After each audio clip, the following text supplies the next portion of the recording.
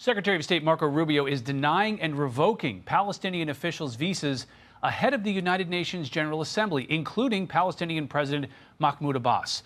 The State Department saying, in quote, "It is in our national security interest to hold the Palestinian Liberation Organization and the Palestinian Authority accountable for not complying with their commitments and for undermining the prospects for peace."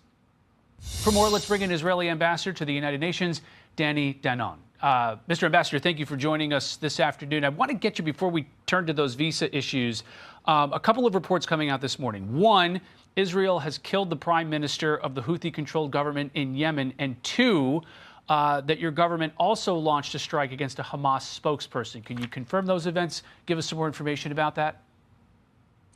Thank you for having me, Rich. First, regarding the Houthis, we have no border with them. We have no conflict with them. But they are launching ballistic missiles into Israel. And we are very clear about that. We will hunt them down. We will go after them. And yesterday, we stretched our muscles. We showed our capabilities.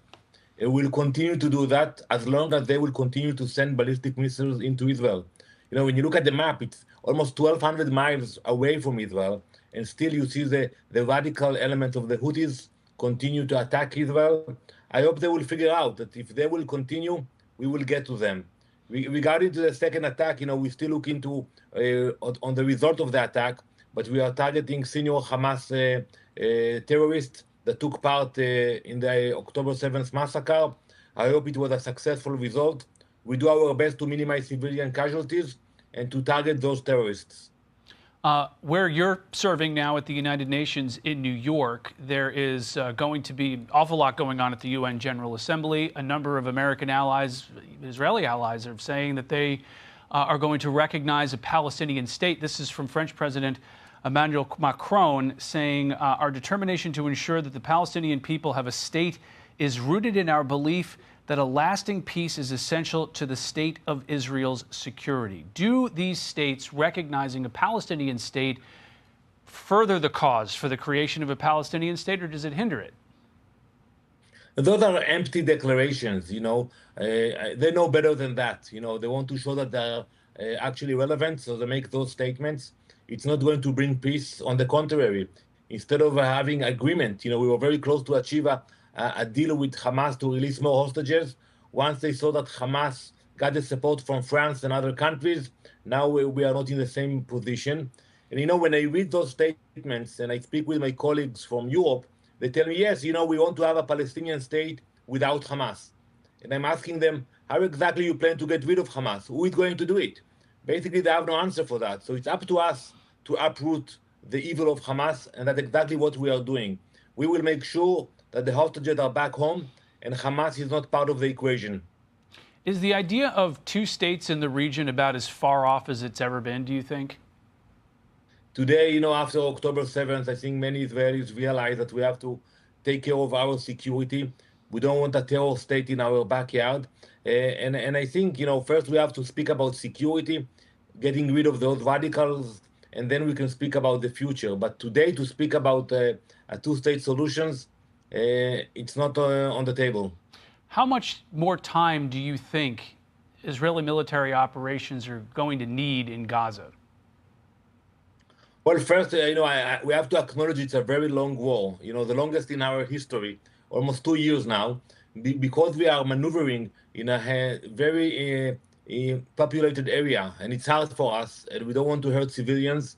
So, and the terrorists are hiding behind civilians, using them as human shields. So it's complicated, but we are determined to finish the job and to allow a better future, not only for us, but also for the Palestinians themselves. They are being exploited by Hamas. And when you speak with leaders from the Arab world, not from Israel, they will tell you the same. Hamas must be out of the game. As the war goes along, there are reports now that famine is spreading. This is from the United Nations, quote, "All evidence points towards a major acceleration of death and malnutrition. The actions needed to prevent famine require an immediate political decision for a ceasefire, together with significant and immediate increase in humanitarian and commercial access to the entire population of Gaza." Do you think that report is accurate, and is the Israeli government reassessing how it can deliver more aid to Gaza? First, we are working with different agencies, but this report is fabricated, and we proved it. It was designed to declare famine in Gaza. There is no famine in Gaza. The checkpoints are open every day. More than 400 trucks enter Gaza. And today, the best way to prove it, Mitch, is to look at the prices of the commodities in Gaza. When you look at the flour, oil, sugar, you see the prices are down, and you understand that there is no shortage. But those UN officials, they don't really care about the Palestinians. They care about spreading blood libels against Israel, and that's exactly what they're doing 24/7. Israeli ambassador to the UN, Danny Danon, thanks for joining us.